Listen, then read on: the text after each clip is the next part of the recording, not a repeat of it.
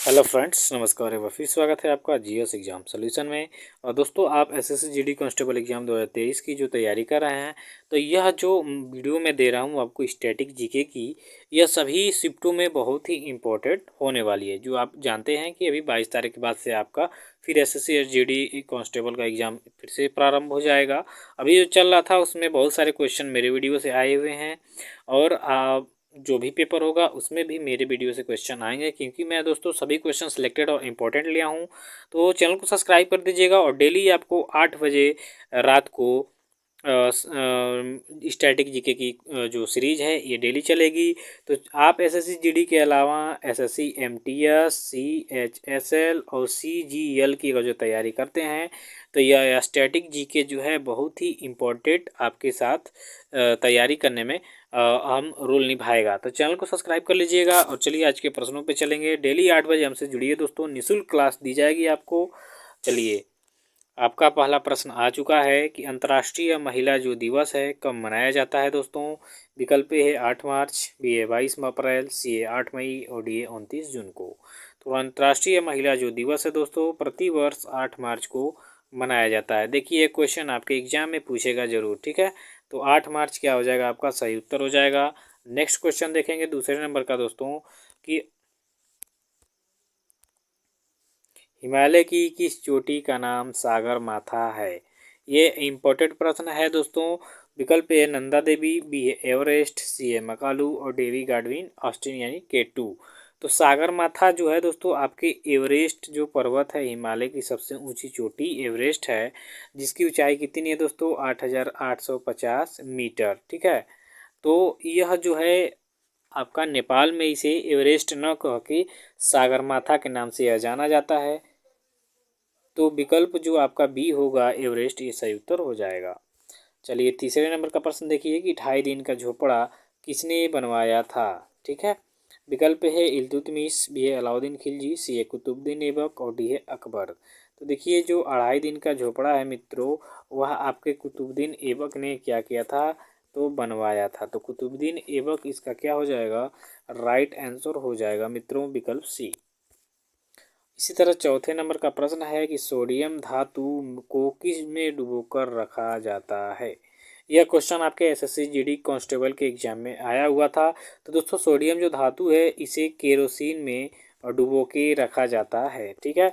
तो केरोसिन इसका क्या हो जाएगा, सही उत्तर हो जाएगा, अर्थात विकल्प डी।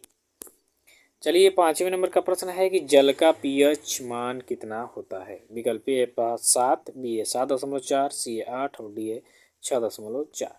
तो जल का पीएच मान जो होता है मित्रों, वह पीएच स्केल पे 7 होता है, और 7 का मतलब होता है पीएच स्केल में उदासीन। तो जल क्या है, एक उदासीन पदार्थ है, ठीक है। तो यहाँ विकल्प ए हो जाएगा आपका सही उत्तर। चलिए, छठे नंबर के प्रश्न को देखेंगे कि मानव रक्त का पीएच मान कितना होता है। देखिए, इसमें से एक क्वेश्चन आपको जरूर आएगा मित्रों। विकल्प ए 7, बी है 7.4, सी है 8 और डी है 7.5। तो पीएच जो मानव रक्त का पीएच मान होता है वह 7.4 होता है। यानी इसका जो पीएच वैल्यू है 7.4 होता है, तो इसका जो प्रकृति होगी वह क्षारीय होगी, यानी ब्लड हमारा क्षारीय होता है। विकल्प बी होगा इसका।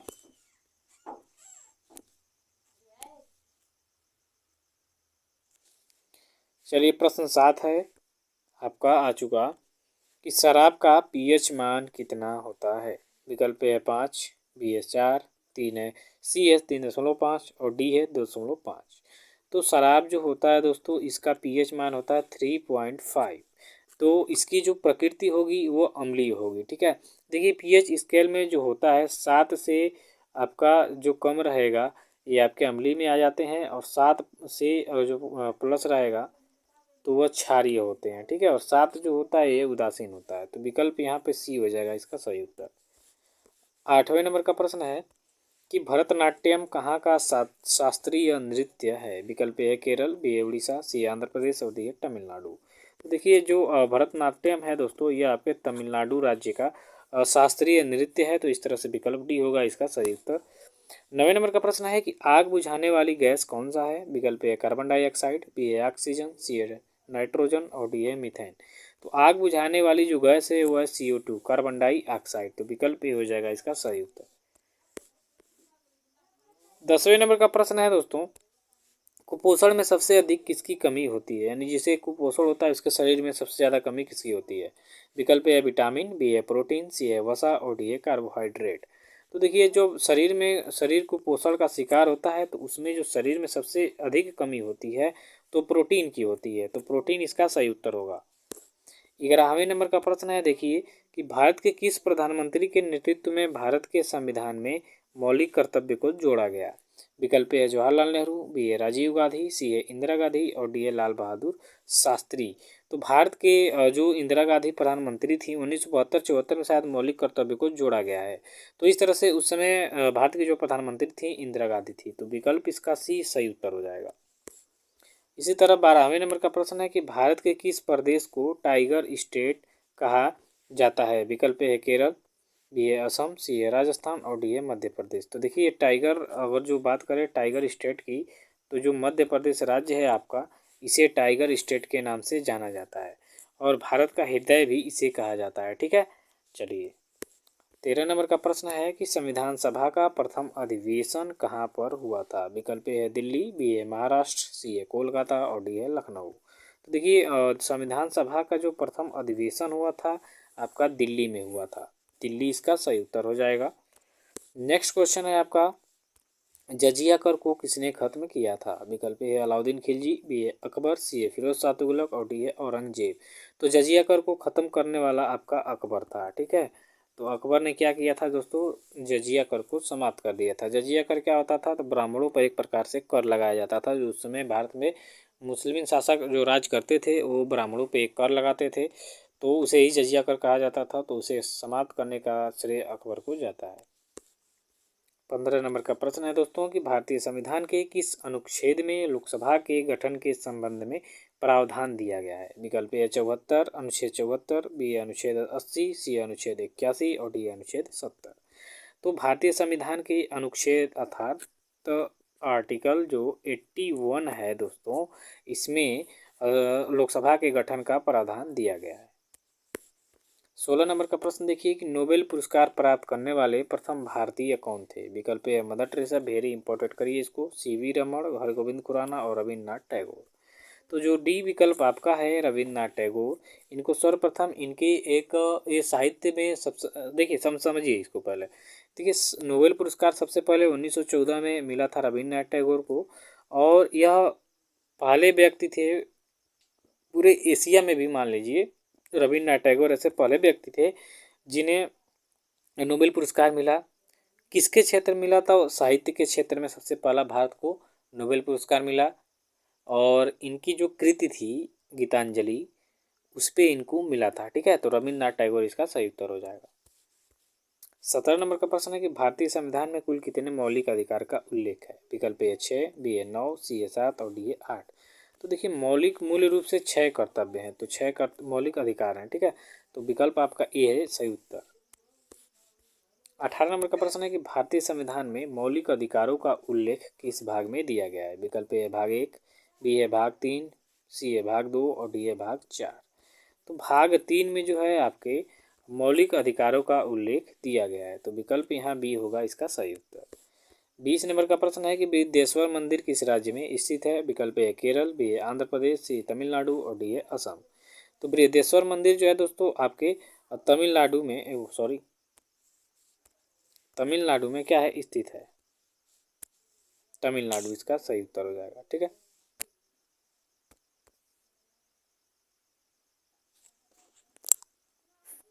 थोड़ा सा प्रॉब्लम हो गया दोस्तों,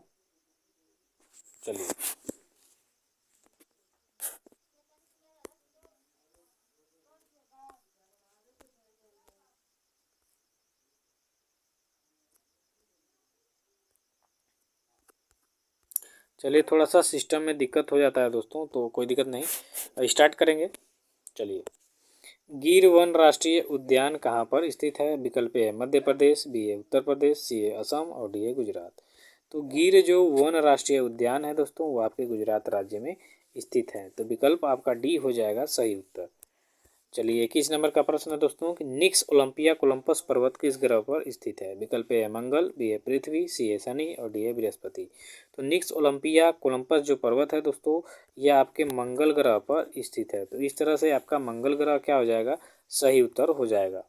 चलिए 22 नंबर का प्रश्न देखिए कि नीति निर्देशक सिद्धांतों की अवधारणा किस देश के संविधान से ली गई है। विकल्प ए है कनाडा, बी है आयरलैंड, सी है ऑस्ट्रेलिया और डी है फ्रांस। तो नीति निर्देशक सिद्धांतों की जो अवधारणा है, यह आपके आयरलैंड से लिया गया है। तो आयरलैंड इसका क्या हो जाएगा मित्रों, सही उत्तर हो जाएगा। चलिए 23 नंबर का प्रश्न देख लेंगे कि इंदिरा गांधी अंतर्राष्ट्रीय हवाई अड्डा कहाँ पर स्थित है। विकल्प ए गुवाहाटी, बी है लखनऊ, सी है नई दिल्ली और डी है जयपुर। तो इंदिरा गांधी अंतर्राष्ट्रीय हवाई अड्डा जो है दोस्तों, आपके नई दिल्ली में स्थित है। तो इस तरह से विकल्प जो आपका सी यहाँ पे दिख रहा होगा विकल्प में, ये सही उत्तर हो जाएगा, नई दिल्ली। 24 नंबर का प्रश्न है कि भारत के संविधान में महान्यायवादी के पद का विचार किस देश से लिया गया है। वेरी इंपॉर्टेंट क्वेश्चन है ये। विकल्प है अमेरिका, बी है कनाडा, सी है रूस और डी है ब्रिटेन। तो देखिए ब्रिटेन से जो है संविधान में जो हमारे भारत में महान्यायवादी का पोस्ट होता है, ये आपके ब्रिटेन देश से लिया गया है। 25 नंबर का प्रश्न है कि गांधी इरविन समझौता कब हुआ था। विकल्प है 1931, बी 1932, सी 1934 और डी 1942। तो गांधी इरविन समझौता है दोस्तों, जो महात्मा गांधी और लॉर्ड इरविन के बीच हुई थी, वह 1931 में हुई थी। तो इस तरह से 1931 आपका सही उत्तर हो जाएगा। तो चलिए मित्रों, आज के लिए बस इतना ही। मिलते हैं नेक्स्ट वीडियो में अगले दिन 8 बजे इसी टाइम मिलेंगे आपको स्टैटिक जीके के वीडियो के साथ। और अब कल से 8 बजे दोस्तों एसएससी एमटीएस का क्लास हो सकता है कि स्टार्ट हो जाएगा।